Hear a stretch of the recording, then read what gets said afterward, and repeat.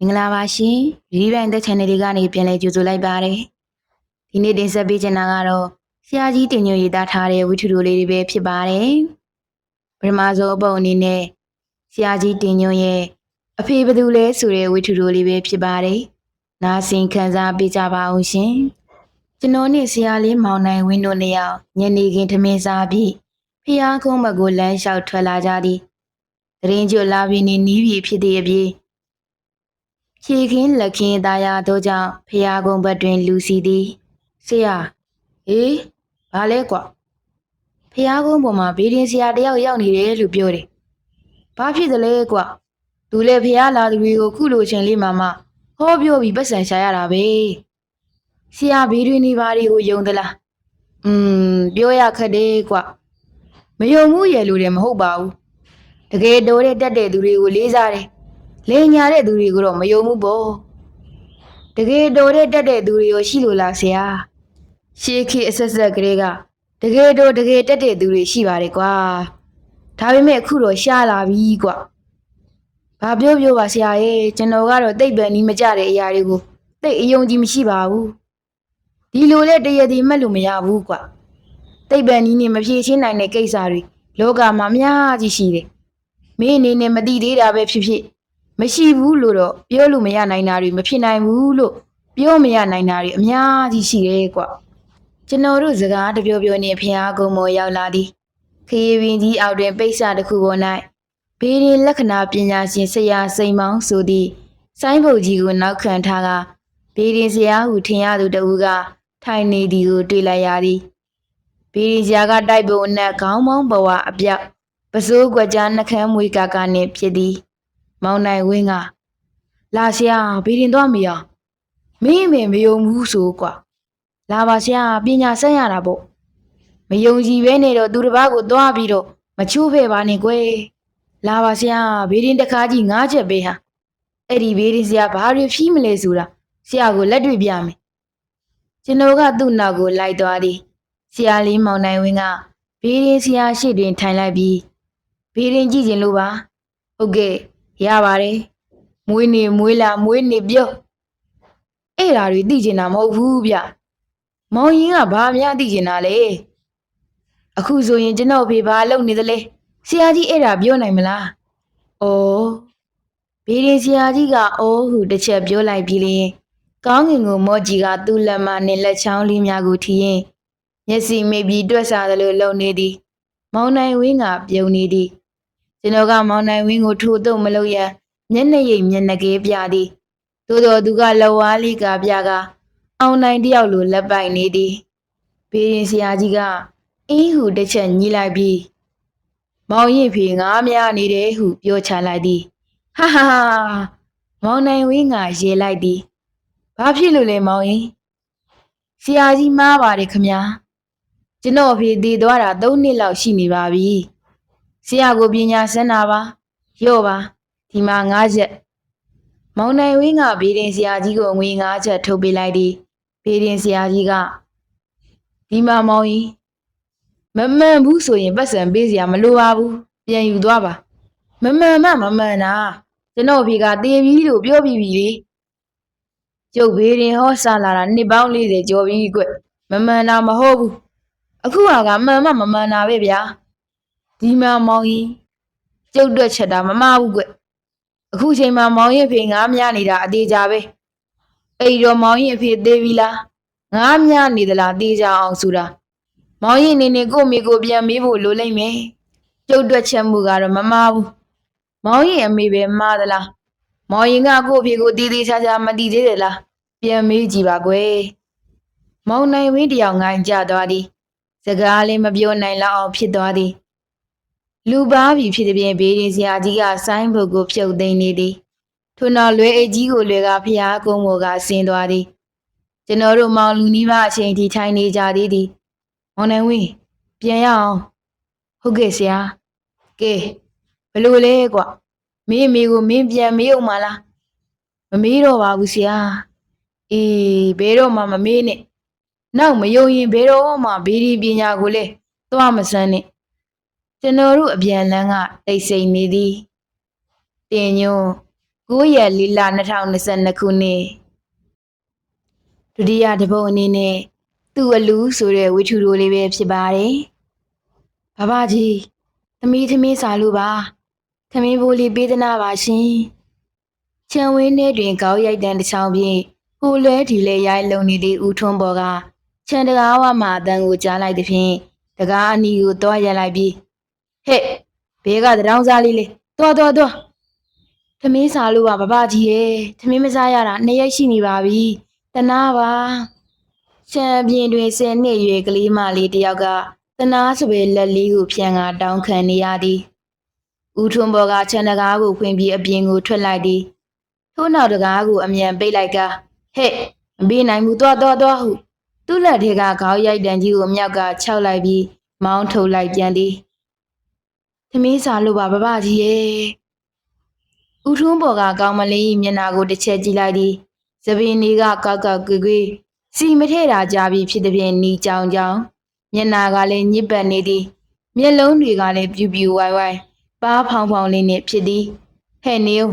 မေးအောင်မယ်နေမအဖေနဲ့အမေမရှိဘူးလားအဖေကတည်သွားပြီအမေကလည်းနေမကောင်းဘူးသမီးထမင်းစားလို့ပါအမေကအဲ့ဒီတိုက်ကြီးမှာထမင်းသွားတောင်းစားဆိုပြီးလွတ်လိုက်လို့ပါခတ်တော်တာပဲနင်းတို့ဘယ်မှာနေသလဲ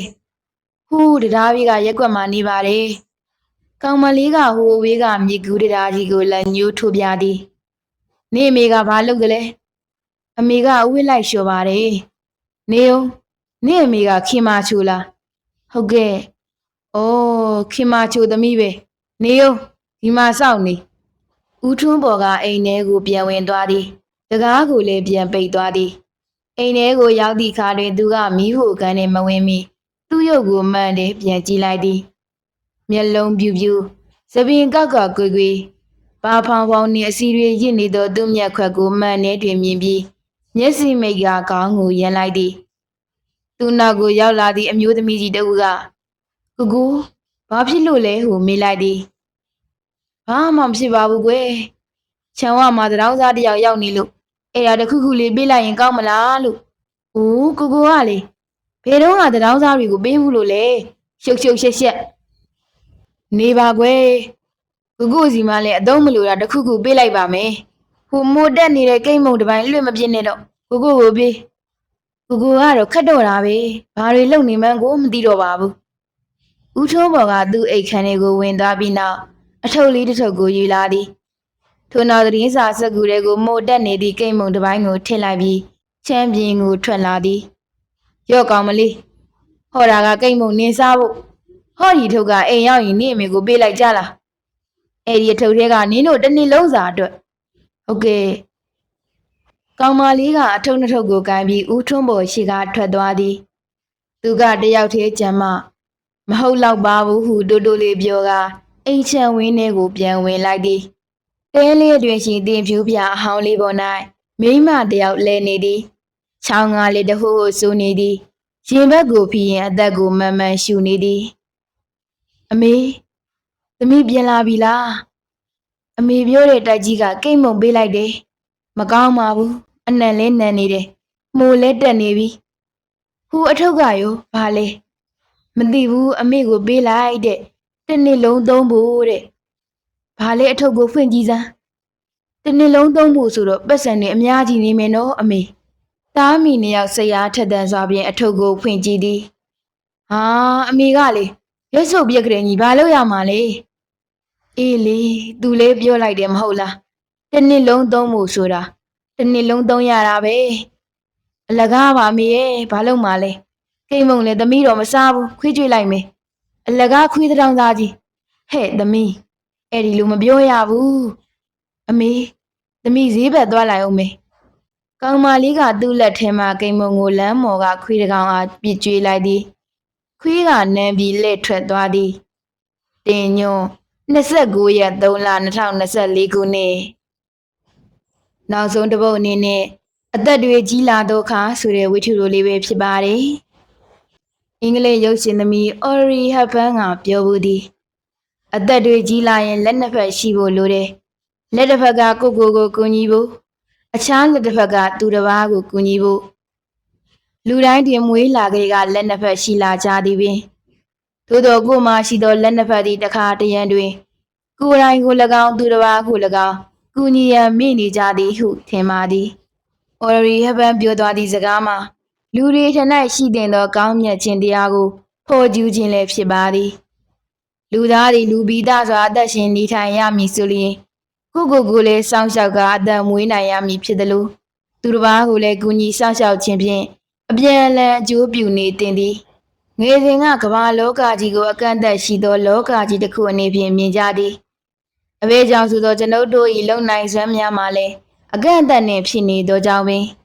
ငယ်သေးသောကြောင့်မိဘပေါ်မိခိုနေကြရသည်။အုတ်ထိန်သူကိုအားကိုနေကြရသည်။ပညာသင်ကြားရန်အတွက်လည်းဆရာကိုအားထားနေကြရသည်။အချိန်ကာလတစ်ခုဖြစ်ခဲ့သည်။အရွယ်ရလာသည့်အခါမိမိကိုယ်ကိုမိမိစိတ်နှင့်လှုပ်ဆောင်ပိုင်ခွင့်လေးတွေပိုပြီးရလာသည်။ကိုယ်စိတ်နှင့်ကိုယ်ကို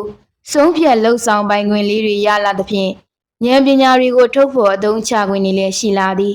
။ကိုယ်တိုင်ဖော်ထုတ်ရွေးချယ်လုပ်ပိုင်ခွင့်တွေရလာသောကြောင့်လည်းကိုယ်အတွက်သာမကအခြားကိုတငယ်ချင်းမိတ်ဆွေတွေကိုလည်းကုညူလျော်စိတ်တွေရှိလာကြသည်။အသက်တွေကြီးလာသည့်အခါတွင်ကငါဘယ်သူလဲဆိုသည်ကိုကောင်းစွာသုံးသပ်ဆုံးဖြတ်နိုင်သည့်အရွယ်အပိုင်းခြားဖြစ်လာသည်ကိုယ်တိုင်လည်းကူညီဘူးသူရှိသလို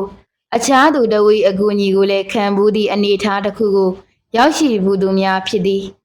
အသက်တွေကြီးလာလေအတ္တကိုလျှော့ပြီးပရာစိတ်ကိုပုံမွေးလာရန်လိုသည်ကိုကြိုးထံအများကျိုးကိုရှေ့ရှုကဒီနေ့ဘယ်သူကိုဘာလေးလှုပ်ပေးလိုက်ရရင်ကောင်းမလဲဆိုသည့်ပရာကျိုးကိုရှေ့ရှုတွေ့တဲ့သောအတွေးများကအသက်ကိုပိုပြီးရှည်စေနိုင်သည်လောကကြီးကိုအကောင်းမြင်စေဖြင့်ရှုမြင်သူတဦးအတွက်က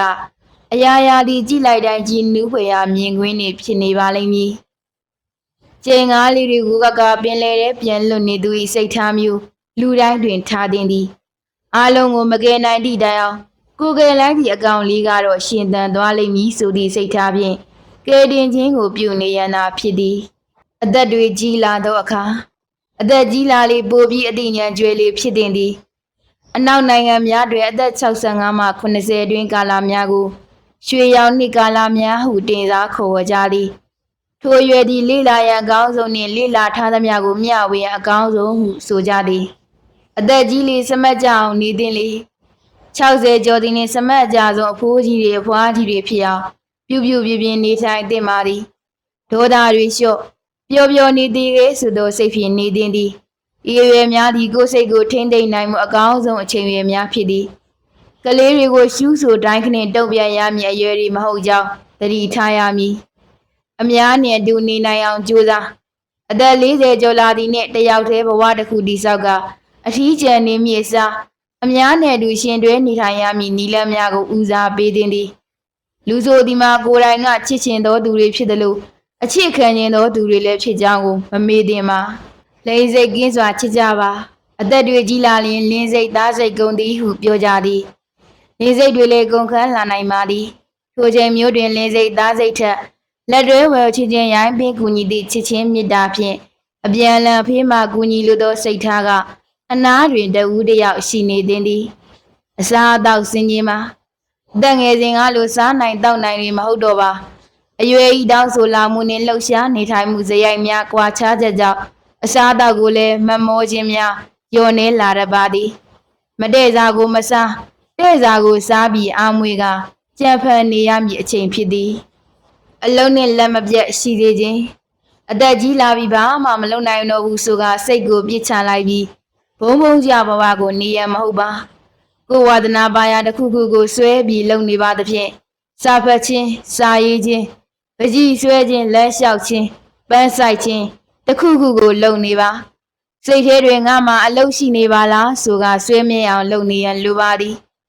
ကိုယ်အုံနောက်နှင့်ကိုယ်လုံနိုင်စွမ်းကိုအမြဲတွေ့ကအားမွေနေသည်ကြောက်စိတ်ကိုပဲချော်လဲရင်အယိုးကျိုးသွားမလားစသည့်စိုးရိမ်စိတ်တွေဖြင့်မလုံဝင်နိုင်လောက်အောင်ဖြစ်လာလျင်ကိုယ်တိုင်ဝေဒနာတစ်ခုခုကိုခံစားနေရပြီဖြစ်သည်တတိဆိုသည့်စိတ်ကလေးကိုအမြဲကပ်ပါ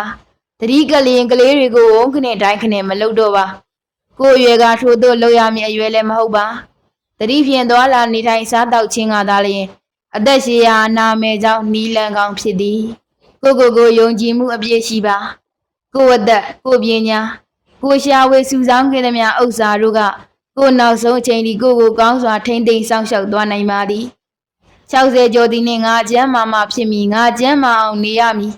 ကိုအားကိုနိုင်မှဖြစ်ရမည်ဆိုသည့်စိတ်ဓာတ်ကိုမွေးလိုက်ပါတောကကင်းအောင်နေပါကိုအသက်60ကျော်သည်နှင့်ကိုနေထိုင်မှုပုံစံတွေကိုအေးချမ်းစွာဖြစ်စေရန်ကြိုတင်စီမံထားပါအမေရိကန်ပြည်အောင်စုကြည်တက်ကြီးရွယ်ကို10ဦးတွင်ကိုဦးသည်သူတို့ဘဝသေးရေးနှင့်နေကိုကောင်းစွာကြိုတင်စီမံထားနိုင်ကြသည်ဟု ABA American Physiological Association အဖွဲ့ကြီးနှစ်ပတ်လည်စီရင်ခံစာတွင်ဖော်ပြထားသည်ကိုယ်လေးစိန်ကိုဂရုစိုက်ပါအသက်ရှည်လိုလျင်အလွန်ကျူးဝမလောင်ဂရုစိုက်တင်ပါသည်ဝိတ်လျှော့လေအသက်ရှည်လေဟူ၍ဆိုရိုးစကားရှိပါသည်ကိုယ်လေးချိန်ကိုထိမ့်သိမ့်နိုင်အောင်ကြိုးစားပါတင်ညွန်း19ရက်4လ2024ခုနှစ်ဗီဒီယိုလေးတွေကတော့ဒီမှာတင်ပြီးဆုံးသွားပါပြီနားထောင်ပေးကြတော့တယောက်ချင်းတိုင်းကိုကျေးဇူးထူးပင်တင်ရှိပါတယ်